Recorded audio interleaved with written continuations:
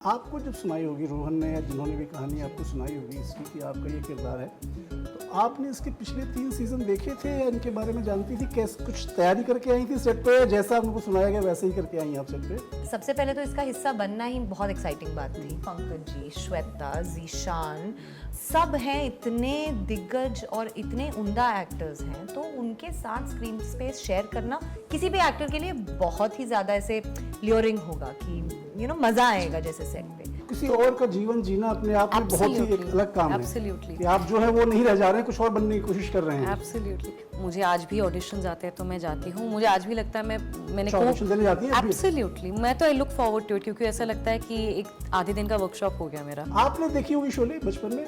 नहीं, बचपन में नहीं देखा। बड़े होके? 6-7 साल पहले देखा। क्या बात मुझ पे आरोप लगने लगे कि तुम कैसे आदमी हो।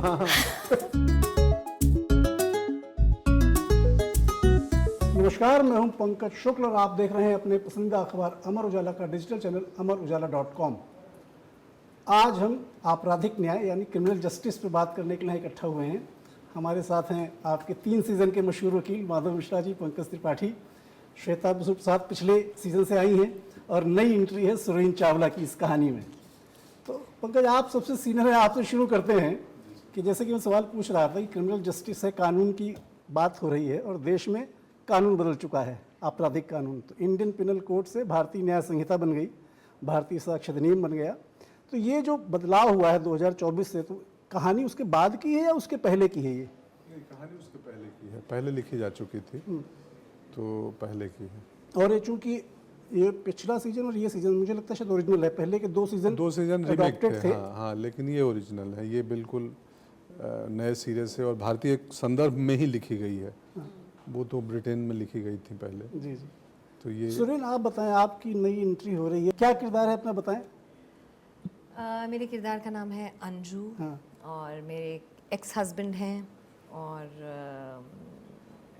कुछ ऐसी चीज़ें हैं हमारी फैमिली की, कुछ ऐसी छुपी हुई कहानियाँ कहें या कुछ सच्चाइयाँ कहें या राज कहें, जो ऐसे बाहर निकल के आते हैं। And I am also a mother, तो वेरी ड्रिवन, डिटर्मिन्ड और अपनी फैमिली को प्रोटेक्ट करके रखने वाली का किरदार है।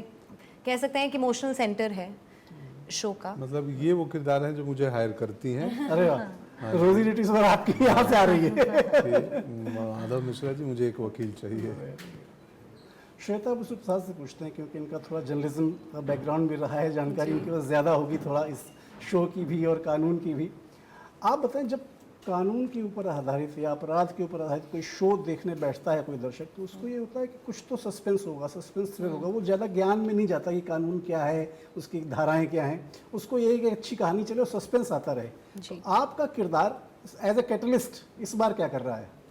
As a catalyst Madhav Mishra को रोकने की कोशिश कर रहा है और वो जो मिस्ट्री और सस्पेंस बना रहे उसकी कोशिश है। लेखा अगस्त्या की वो कोशिश है कि वो मिस्ट्री और सस्पेंस बना के रखे कि जो माधव मिश्रा आपको लगता है जीतने जाएंगे, और फिर लेखा वो जो आगे पीछे जो थोड़ा चल रहा है जिसमें आप जो आई थिंक ऑडियंस को रोमांचित रखती है या इंटरेस्टेड रखती है स्टोरी में, कि एक तरीके की एक लड़ाई है बट ह्यूमन स्टोरी है at the end of the day. और किसकी जीत होगी या कैसे जीत होगी, किसे न्याय मिलेगी और कौन दिलाएगा। तो आई थिंक उसमें ऑडियंस अपने झलक भी देखती है क्योंकि वो भी गेस करने लगते हैं कि ऐसा होगा या ऐसे होगा। तो आई थिंक बिल्कुल आपने कहा उसकी कैटलिस्ट हूँ मैं जी। पंकज जी, आप ये बताएं, जैसे कि होता है जिस क्षेत्र से हम लोग आते हैं वहाँ पर वकील एक ऐसा डरावना शख्स माना जाता है कि यार ये वकील आ गए, इनके घर में पता नहीं क्या ही होगा, नोटिस वोटिस कोई आई होगी, सम्मन आया होगा। अगर आपको मौका मिलता, जब आप गांव से पटना आए होंगे, आपने होटल मैनेजमेंट कोर्स किया, वहाँ से आकर के वकालत पढ़ने का मौका मिलता, पढ़ते आप? उस समय तो नहीं पढ़ता क्योंकि बिल्कुल रुचि नहीं थी, और दूसरा वही छवि था कि बड़ा झंझट वाला काम है। तो उस समय तो नहीं पढ़ता। अभी देखता हूँ तो मुझे लगता है कि पढ़ाई नहीं, लेकिन कानून को लेकर अवेयरनेस तो लोगों में होनी ही चाहिए। बेसिक अवेयरनेस होनी चाहिए। जैसे हम भी पिछले दिनों इंटरव्यू में बात कर रहे थे कि अदालतों से फ़ोन कॉल नहीं आते। बिल्कुल सही बात कि आप पे केस दर्ज हुआ है, आ जाइए कोर्ट।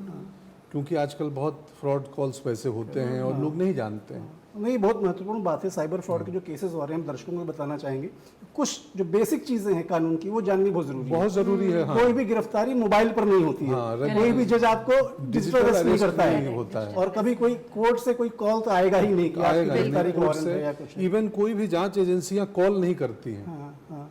कि भाई हम फलाना एजेंसी से बोल रहे हैं। तो आप चुनाव आयोग के रहे ब्रांड एम्बेसडर और बहुत सारी चीजों को आप जागरूकता बढ़ाते हैं, आपको एक ये भी करना चाहिए साइबर फ्रॉड के खिलाफ जो है। ऑलरेडी कर रहा हूँ। आप जाएंगे तो मैं मूर्ख नहीं हूँ। हाँ, करेक्ट। हाँ, 6 सीरीज है, 6 एड्स के हाँ। एनपीसीआई का, national payment corporation of India का। मैंने देखा हुआ है। हाँ, कि मैं मूर्ख नहीं हूँ कि कोई ऐसा फोन करे, ये करे कि आपका पहला पार्सल शायद में विज्ञापन आया था, मूंगफली बेच रहे थे ठेले पर। मुझे Yes, बड़ा yes. खराब लगा। हमने कहा यार पंकज त्रिपाठी क्या सुपरस्टार का दर्जा हो गया और ये विज्ञापन क्यों बना रहे हैं इनका। फिर मैंने देखा कि नहीं, वो अलग अलग किरदार अलग है। अलग 6 किरदार है। एक किरदार में है। मूंगफली वाला है, एक में बैंक कर्मचारी है, एक में बिजनेसमैन है, एक में पान वाला है। करेक्ट। हाँ, क्योंकि इकोनॉमिक फ्रॉड समाज के हर वर्ग के तबके के लोगों के साथ हो रहा है। पढ़े लिखे लोगों के साथ हो रहा है। लखनऊ की एक महिला का मैंने जब इंटरव्यू में पढ़ा, 80 लाख रुपया गबन कर दिए थे डिजिटल अरेस्ट करके 7 दिन, बताइए। और डॉक्टर थी वो। तो मुझे लगा कि यार ये तो पढ़े लिखे व्यक्ति भी इसमें फंस जाते हैं, और जो कम पढ़े लिखे हैं, जो अवेयर नहीं है, वो भी फंसते हैं। तो बिल्कुल ये हमारा सो भी क्रिमिनल जस्टिस सर सिर्फ लीगल क्राइम और कानूनी धाराओं या कानूनी प्रक्रिया की बात नहीं करता है। अदालत एक जैसा रोचक- शो नहीं है। हाँ, एक रोचक कहानी के साथ आगे कानून बढ़ता है है। उसका सहारा आगे बढ़ने का। और 2 वकील, जैसे भी इनका किरदार एलीट क्लास से है, ये लंदन विदेशों से वकालत पढ़ के आई है। मैं बोलता हूँ मैं पटना विधि महाविद्यालय का हूँ। अब मैंने जिस दिन विधि महाविद्यालय बोला, पिछले सीजन में बोला था, इसलिए मैंने आपराधिक न्याय का कार्यक्रम हमारे सेट पे आधा लोग बोले विधि महाविद्यालय क्या है? क्या होता है, क्योंकि विधि स्नातक बोल देंगे तो समझ में नहीं आएगा LLB करके आया है। तो पटना विधि महाविद्यालय का एक छात्र है जो, तो उसमें क्लास का भी मजा है। तो रियल लाइफ में आपके दोस्त हैं वकील, हाँ है, बचपन के या बाद में बने हो? बाद में बने हैं। अभिनेता बनने के बाद तो बहुत बन गए होंगे। हाँ, मैंने तो बाद बन गए हैं। आते रहते हैं उसमें। हाँ, एक पुलिस का एक सम्मन आया था, तो मैंने फोन किया, बोला अरे आप रहने दीजिए, मैं चला जाता हूँ। वो चले गए कि मैं रिलेटिव हूँ, दीजिए। सुरेन, आपको जब सुनाई होगी, रोहन ने या जिन्होंने भी कहानी आपको सुनाई होगी इसकी कि आपका ये किरदार है, तो आपने इसके पिछले 3 सीजन देखे थे या इनके बारे में जानती थी? कैसे कुछ तैयारी करके आई थी सेट पे, जैसा आपको सुनाया गया वैसे ही करके आई आप सेट पे? ऐसा तो आई थिंक एक एक्टर हमेशा अपनी खुद की कुछ चीज़ें हैं जो किरदार में ऐड करता है, लेकिन मेरे एक्सपीरियंस में आई थिंक जब मुझे कहानी सुनाई गई थी, एक तो क्रिमिनल जस्टिस 1 4 सीजन्स में से मेरा सबसे फेवरेट सीजन रहा है, विक्रांत वाला। और ऑफ कोर्स ये फ्रेंचाइज ऐसा इतना पावरफुल और स्ट्रॉन्ग फ्रेंचाइज है कि सबसे पहले तो इसका हिस्सा बनना ही बहुत एक्साइटिंग बात थी। ऊपर से जैसा अभी मैं कुछ देर पहले कह रही थी कि एक हम लोग रसोई में कैसे कुछ खाना पकाते हैं, कोई डिश पकाते हैं, तो उसकी एक रेसिपी होती है, उसमें हर इंग्रेडिएंट की खुद संतुलन की बना एक रहना चाहिए। महत्वता होती है। वैसे ही चाहे वो कास्ट कह लीजिए, पंकज जी, श्वेता, जीशान, मीता जी, सब हैं, इतने दिग्गज और इतने उम्दा एक्टर्स हैं, तो उनके साथ स्क्रीन स्पेस शेयर करना किसी भी एक्टर के लिए बहुत ही ज़्यादा ऐसे ल्योरिंग होगा कि मज़ा आएगा जैसे सेट पे। तो वो वजह थी। रोहन सिप्पी खुद डायरेक्ट कर रहे थे और उनके साथ direction, I mean as a director उनके साथ एक्सपीरियंस बहुत रखा, लेकिन ये हाइंडसाइट में है as a franchise to be part. और जब सब टिक बॉक्सेस आपके टिक हो जाते हैं, चेक हो जाते हैं, तो आपके पास कोई वजह नहीं रहती है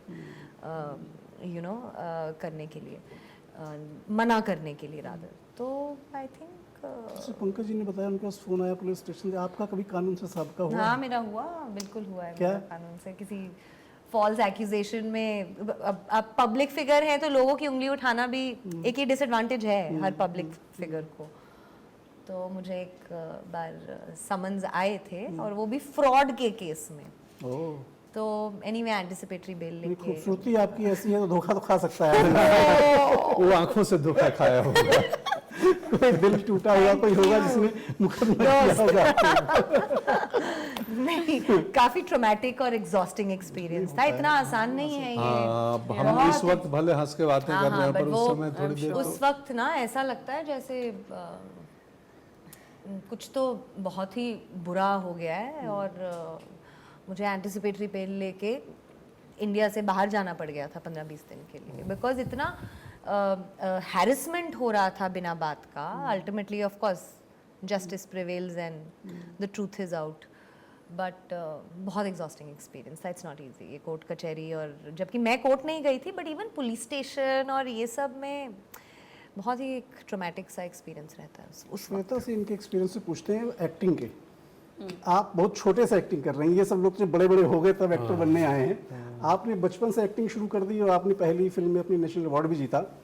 तो श्वेता बसु प्रसाद को जब लोग देखते हैं तो उनको लगता है कि एक ऑथेंटिसिटी इन द कैरेक्टर है जो मकड़ी से लेकर अभी तक बननी चली आ रही है. Thank you. उसको मेंटेन करने के लिए कितना एक्स्ट्रा एफर्ट करती हैं या सहज ढंग से अभिनय करती रहती हैं? ज़्यादातर सहज ढंग से, जैसे one day at a time जैसे हम कहते हैं कि बहुत ज़्यादा मैं फ्यूचर प्लान नहीं करती. बहुत ज़्यादा पास्ट के कोई भी चीज़, चाहे वो मकड़ी का ही सक्सेस क्यों ना, उसे भी मैं कैरी नहीं करती हूँ.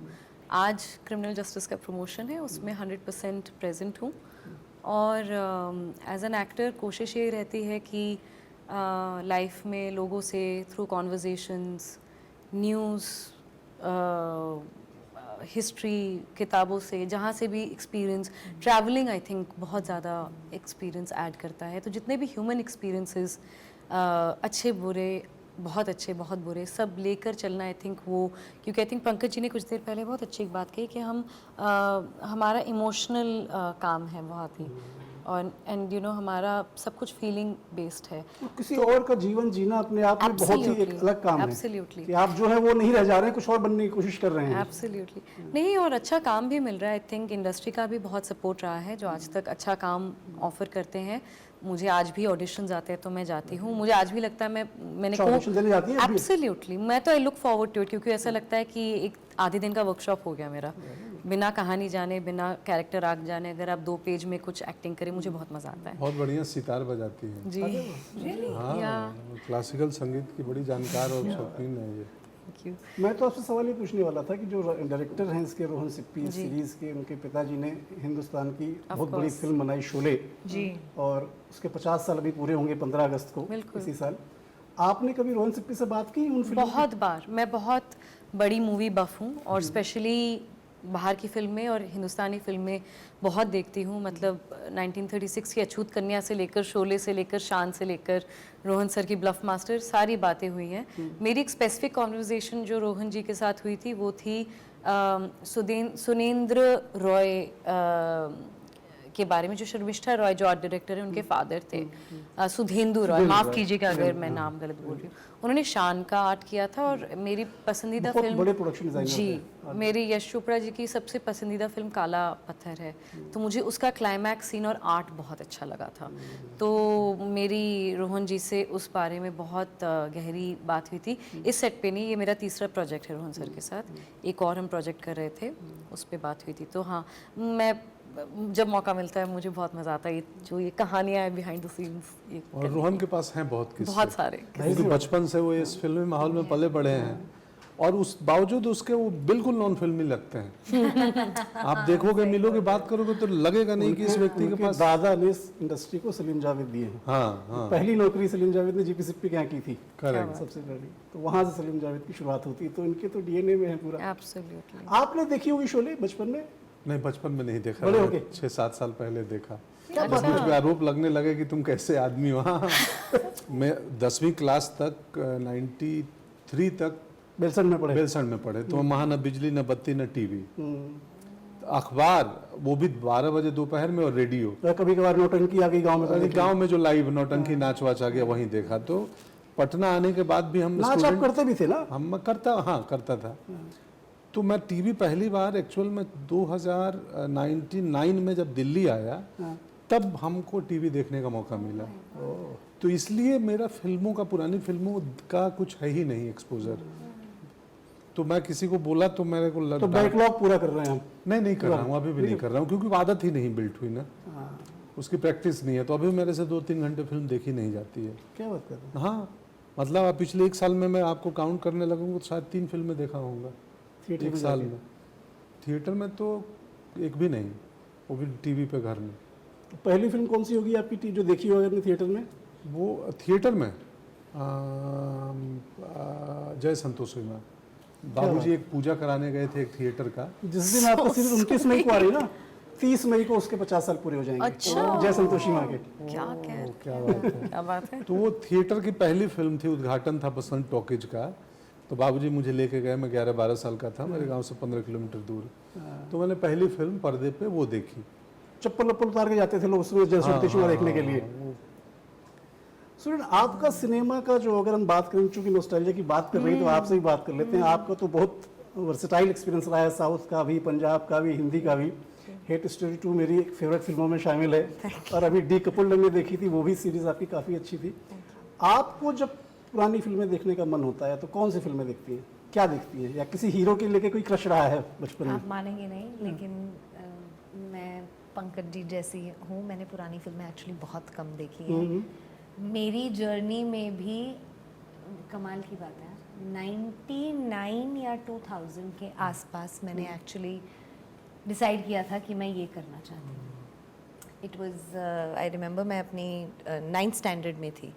उससे पहले मैं इतना पढ़ाई में घुसी हुई थी कि मेरे माँ बाप को लगता था ये तो डॉक्टर बनेगी जाकर, क्योंकि मैं यही करना चाहती थी। या I was a very studious child, sports में आगे और स्कॉलर और ये और वो। तो मेरी इंट्रोडक्शन जो एक्चुअल सिनेमा से हुई है, जबकि मेरे फादर के पास आज भी वो अपने एलपीज होते हैं ना, एलपी प्लेयर्स, रिकॉर्ड्स, आज भी 3000 एलपीज है। तो म्यूजिक तो मैंने, विनाइल वाले वो, हाँ विनाइल वाले, तो म्यूजिक तो मैंने बचपन से सुना है। मेरे favourite music director R D Burman है। तो आप म्यूजिक की बात करें तो आज भी मुझसे, स्ट्रेंजली, मैं ओल्ड स्कूल हूँ थोड़ा, मैं आज के गाने नहीं सुन पाती हूँ ज्यादा। मैं आज भी आर डी आज बर्मन के का गाने में कोई सुनने लायक होता भी नहीं है। होता भी नहीं है। मैं वही कोई सोच एक रही गाना थी। होगा जो आपको याद भी रहेगा, बट जो बात कुछ है वो मेलोडी आज नहीं है। सिनेमा या गाने में जब तक जीवन दर्शन नहीं होगा, लाइफ की फिलॉसफी नहीं होगी, आपको याद नहीं रहेगा। बिल्कुल सबसे बड़ी बात, आपको याद रखने के लिए उसमें कुछ ऐसी बात होनी चाहिए जो आपके दिल में छू जाए और चिपक के रह जाए कि वो याद करें। Absolutely, absolutely. तो बहुत बहुत धन्यवाद हमसे बात करने के लिए। Thank you. उम्मीद है कि आपको अच्छा लगा होगा। बिल्कुल। बहुत बहुत शुभकामनाएं आपको इस शो के लिए। Thank you, thank you sir, Pankaj, thank you thank Pankaj ji. So much.